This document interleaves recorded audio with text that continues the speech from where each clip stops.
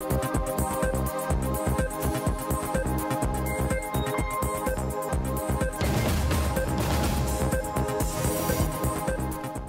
ঘন্টা পর সড়ক ছাড়লেন শিক্ষকরা, যান চলাচল স্বাভাবিক।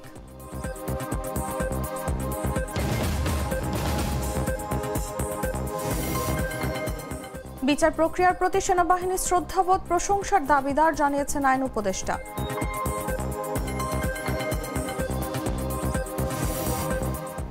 কোনো চাপের কাছে নথি স্বীকার করবে না ইসি, সাফ জানালেন সিইসি।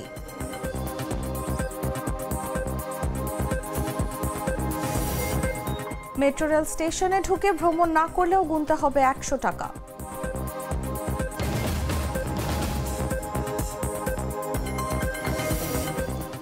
এবং আয়ারল্যান্ডে অভিবাসন বিরোধী বিক্ষোভের সংঘর্ষ, পুলিশের গাড়িতে আগুন।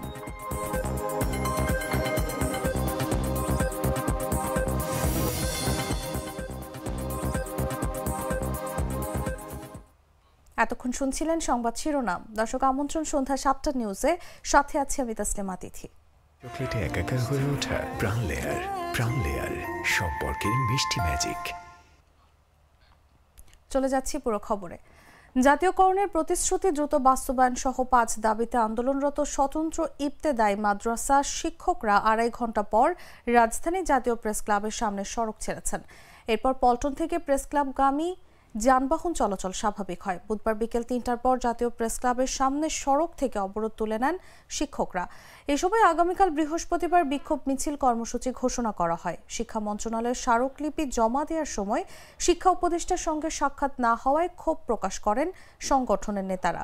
সংগঠনের চেয়ারম্যান কাজী মোখলেসুর রহমান অভিযোগ করে বলেন, শিক্ষা উপদেষ্টা তাদের প্রতিনিধি দলের সঙ্গে অপমানজনক আচরণ করেন।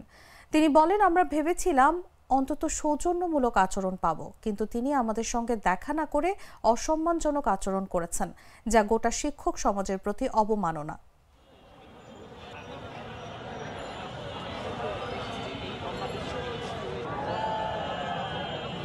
বিশ্বাস রাখেন, আমরা বিজয় নিয়ে ফিরব। সেক্ষেত্রে আপনাকে আমাকে বিশ্বাস করতে হবে এবং অটল ও অবিচল থাকতে হবে রাজপথে। সচিব যদি আমাদের ফাইল আটকায়, তাকে আমরা জনতার সম্মুখে দেখতে চাই। কেন আটকাবে? কেন কেন কেন? জাতীয়করণের জন্য আবার মাঠে এসেছি।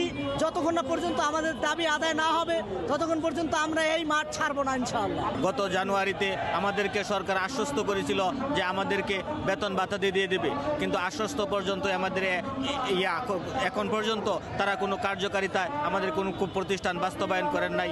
আজকে 10 দিন আমরা এখানে অবস্থান করছি, আমাদের কাছে এখন পর্যন্ত কোনো প্রতিনিধি আসে নাই। আমাদের আন্তর্জাতিক অপরাধ ট্রাইব্যুনালে বিচার প্রক্রিয়ার প্রতি শ্রদ্ধাবোধ দেখিয়ে সেনা সদস্যদের যেভাবে আনা হয়েছে তা অত্যন্ত প্রশংসার দাবিদার বলে মন্তব্য করেছেন আইন উপদেষ্টা ডক্টর আসিফ নজরুল। বুধবার সচিবালয়ে সাংবাদিকদের সঙ্গে আলাপকালে এক প্রশ্নের জবাবে উপদেষ্টা কথা জানান। আজ 15 জন সেনা কর্মকর্তাকে আন্তর্জাতিক অপরাধ ট্রাইব্যুনালে আনা হয়েছে। তাদের সাব জেলে রাখারও সিদ্ধান্ত হয়েছে। সরকার বিষয়টিকে কিভাবে দেখছে, তাদের জন্য আলাদা সাব জেলের প্রয়োজন হলো কেন? জবাবে আইন উপদেষ্টা বলেন, আজ আন্তর্জাতিক অপরাধ ট্রাইব্যুনালে বিচার প্রক্রিয়ার প্রতি শ্রদ্ধাবোধ দেখিয়ে সেনা সদস্যরা যেভাবে এসেছেন ওনাদের নিয়ে আসা হয়েছে। সেনা প্রশাসন বা সেনাবাহিনীর ঊর্ধ্বতন কর্মকর্তারা সেনাবাহিনীর প্রধান যেভাবে সহযোগিতা করেছেন এটা অত্যন্ত প্রশংসার দাবিদার। তারা আইনের শাসনের প্রতি যে শ্রদ্ধাবোধ দেখিয়েছেন সেটা আমরা খুবই পজিটিভলি দেখছি।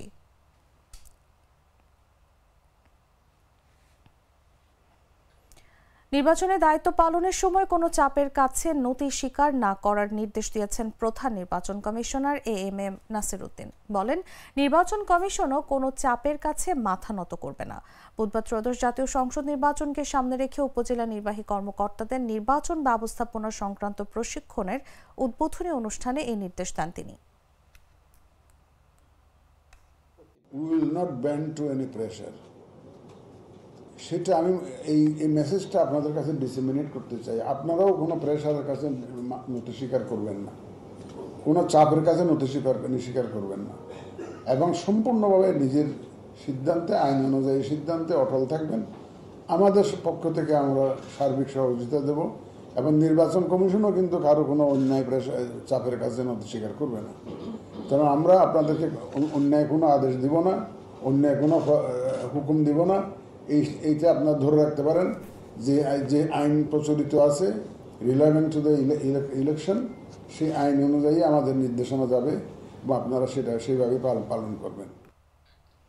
মেট্রো রেলের কোনো স্টেশনে গিয়ে কার্ড স্ক্যান করে ভেতরে ঢোকার পর যাত্রা না করে বের হয়ে এলে 100 টাকা জরিমানা গুনতে হবে।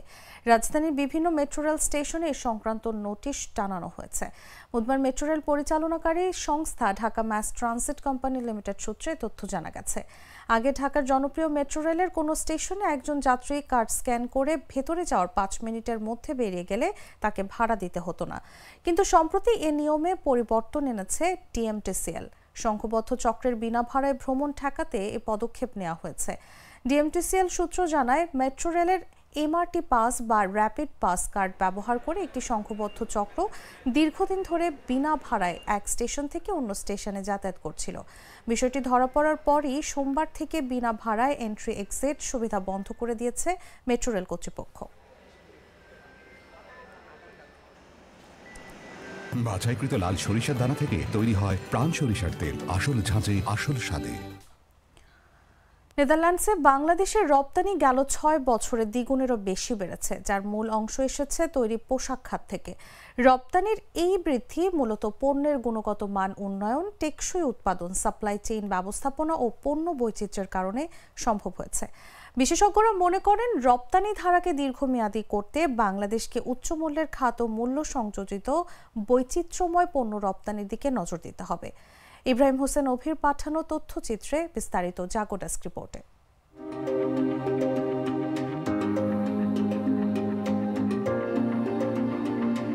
নেদারল্যান্ডসের ভোক্তারা ফ্যাশন প্রিয় ও আধুনিক পোশাকের প্রতি আকৃষ্ট। ফ্যাশনের পেছনে ভালো অর্থ ব্যয় করেন তারা, আর এটি বাংলাদেশিদের জন্য আশীর্বাদ হয়ে দাঁড়িয়েছে। গেল 6 অর্থ বছরে ইউরোপের দেশে নেদারল্যান্ডসে বাংলাদেশের রপ্তানি বেড়েছে দ্বিগুণেরও বেশি। এই আয়ের সিংহভাগই এসেছে তৈরি পোশাক খাত থেকে। রপ্তানি উন্নয়ন ব্যুরোর তথ্য অনুযায়ী 2019-20 অর্থ বছরে নেদারল্যান্ডসে বাংলাদেশের রপ্তানি পরিমাণ ছিল $1.9 বিলিয়ন। 6 বছরে তা 115%-এরও বেশি বেড়ে 2024-25 অর্থ বছরে দাঁড়িয়েছে $2.35 বিলিয়ন মার্কিন ডলারে। এই প্রবৃদ্ধি নেদারল্যান্ডসের বাজারে বাংলাদেশের পণ্যের প্রতিযোগিতামূলক সক্ষমতা ও দ্বিপাক্ষিক বাণিজ্য সম্পর্কের গভীরতার বৃদ্ধি নির্দেশ করে।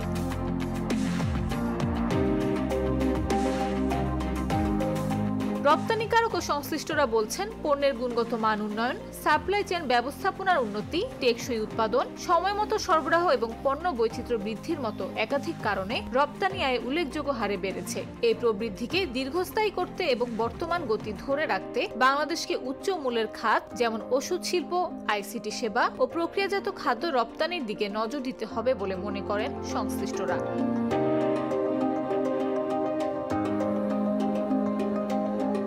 আমস্টারডামে ইউরোপীয় ভোক্তাদের জন্য the best of Bangladesh in Europe শীর্ষক একটি বিশেষ প্রদর্শনী আয়োজন করা হয়েছিল, যা এই বাজারে রপ্তানি বৃদ্ধিতে গুরুত্বপূর্ণ ভূমিকা রেখেছে। প্রদর্শনীটি আয়োজন করে বাংলাদেশ অ্যাপিয়ারাল এক্সচেঞ্জ।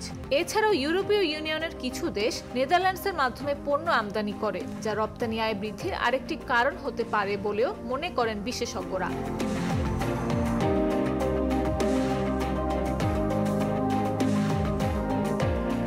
তবে অর্থনীতিবিদরা বলছেন, নেদারল্যান্ডসে বাংলাদেশের রপ্তানি পরিধি আরো বিস্তৃত করতে হলে তৈরি পোশাক খাতের ওপর নির্ভরতা কমাতে হবে।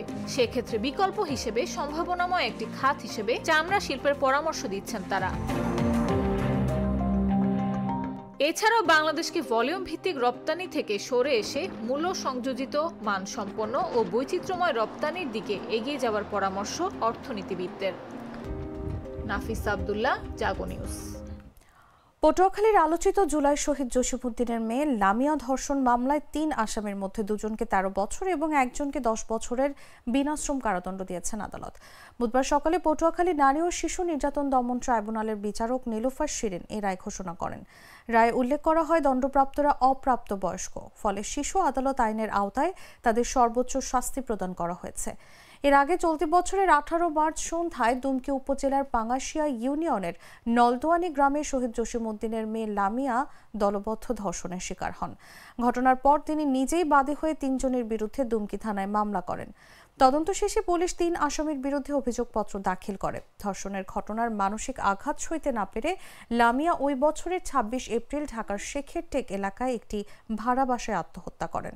পরে তার মরদেহ নিজ গ্রামে এনে শহীদ বাবার কবরের পাশে দাফন করা হয়। দীর্ঘ সাক্ষ্য গ্রহণ, জেরা ও যুক্তিতর্ক শেষে আজ এই রায় ঘোষণা করা হয়।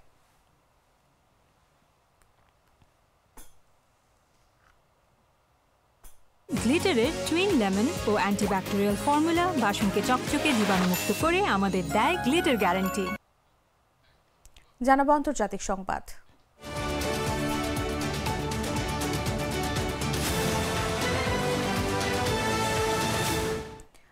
পাকিস্তানে 5.3 মাত্রার ভূমিকম্প আঘাত এনেছে। মঙ্গলবার দিনগত রাতে রাজধানী ইসলামাবাদ শহর, রাওয়ালপিন্ডি, পেশোয়ার, চিত্রাল, সোয়াত, দির ও মালাকান্ত সহ একাধিক শহরে কম্পন অনুভূত হয়েছে বলে জানিয়েছে পাকিস্তান আবহাওয়া অধিদপ্তর। পিএমডি জানিয়েছে ভূমিকম্পটির উৎপত্তি স্থল ছিল আফগানিস্তানের হিন্দুকুশ অঞ্চল। এর গভীরতা ছিল প্রায় 234 কিলোমিটার। গভীর উৎপত্তি স্থলের কারণে ভূমিকম্পের ধাক্কা ব্যাপক এলাকায় অনুভূত হলেও স্থলভাগে এর ক্ষয়ক্ষতি তুলনামূলকভাবে সীমিত ছিল।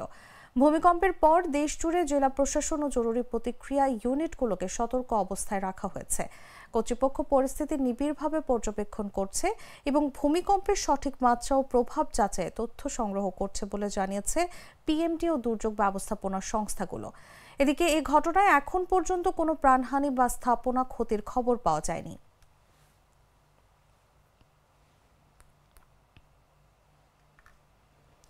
আয়ারল্যান্ডের দক্ষিণ পশ্চিমাঞ্চলীয় শহর ডাবলিনে বিক্ষোভকারী ও পুলিশের মধ্যে সংঘর্ষের ঘটনা ঘটেছে। এক কিশোরীকে যৌন নিপীড়নের অভিযোগে এক অভিবাসন প্রার্থীকে গ্রেফতার করার পর এই সহিংসতা শুরু হয়। বিক্ষোভকারীরা বোতল ও আতশবাজি নিক্ষেপ করে পুলিশের দিকে আক্রমণ চালিয়েছে বলে আল জাজিরার খবরে বলা হয়েছে। স্থানীয় গণমাধ্যমগুলো জানিয়েছে 26 বছর বয়সী এক ব্যক্তি শহরের দক্ষিণ পশ্চিমে সিটি ওয়েস্ট হোটেলের প্রাঙ্গণে 10 বছর বয়সী এক মেয়েকে যৌন নির্যাতনের অভিযোগে অভিযুক্ত হন। ওই হোটেলটি বর্তমানে অভিবাসন আশ্রয় প্রার্থীদের আবাসস্থল হিসেবে ব্যবহৃত হচ্ছে। তবে পুলিশ ওই ব্যক্তির জাতীয়তা প্রকাশ করেনি। বিক্ষোভকারীরা হোটেল সংলগ্ন এলাকায় জড়ো হয়ে আইরিশ লাইভস ম্যাটার্স লেখা ব্যানার নিয়ে গেট দেম আউট শিরোনামে স্লোগান দেয়। পরিস্থিতি উত্তপ্ত হলে একটি পুলিশ ভ্যানে আগুন দেওয়া হয় এবং পুলিশ পেপার স্প্রে ব্যবহার করে ভিড় ছত্রভঙ্গ করে।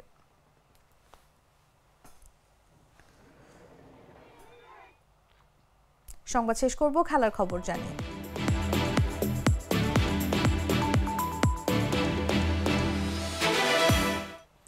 স্পেনের বাইরে প্রথমবারের মতো লা লিগার ম্যাচ আয়োজনের পরিকল্পনা শেষ পর্যন্ত ভেস্তে গেল। আগামী ডিসেম্বর মাসে যুক্তরাষ্ট্রের মায়ামিতে বার্সেলোনা ও ভিয়ারিয়ালের মধ্যকার ম্যাচটি আয়োজনের কথা থাকলেও স্পেনের শ্রেষ্ঠ অনিশ্চয়তা ও খেলোয়াড়দের অনিচ্ছায় তা বাতিল করা হয়েছে।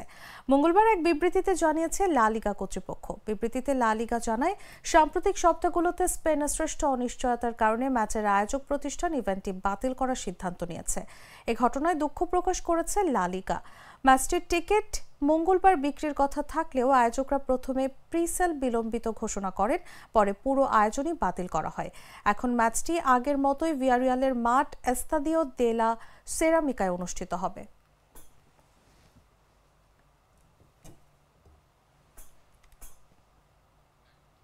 দর্শক, সংবাদ শেষ করার আগে শিরোনামগুলো জানিয়ে দিচ্ছি আরও একবার।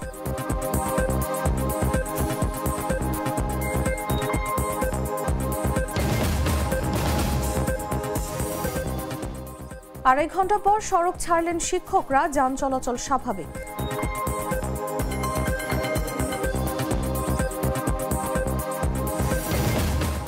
বিচার প্রক্রিয়ার প্রতি সেনাবাহিনীর শ্রদ্ধাবোধ, প্রশংসার দাবিদার জানিয়েছেন আইন উপদেষ্টা।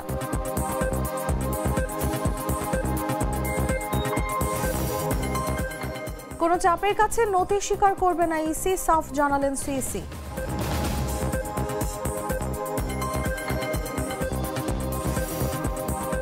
মেট্রো রেল স্টেশনে ঢুকে ভ্রমণ না করলেও গুনতে হবে 100 টাকা।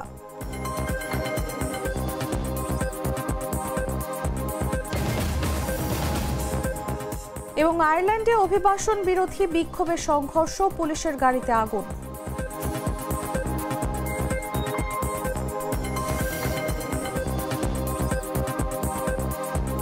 দর্শক, এই ছিল এখনকার মতো।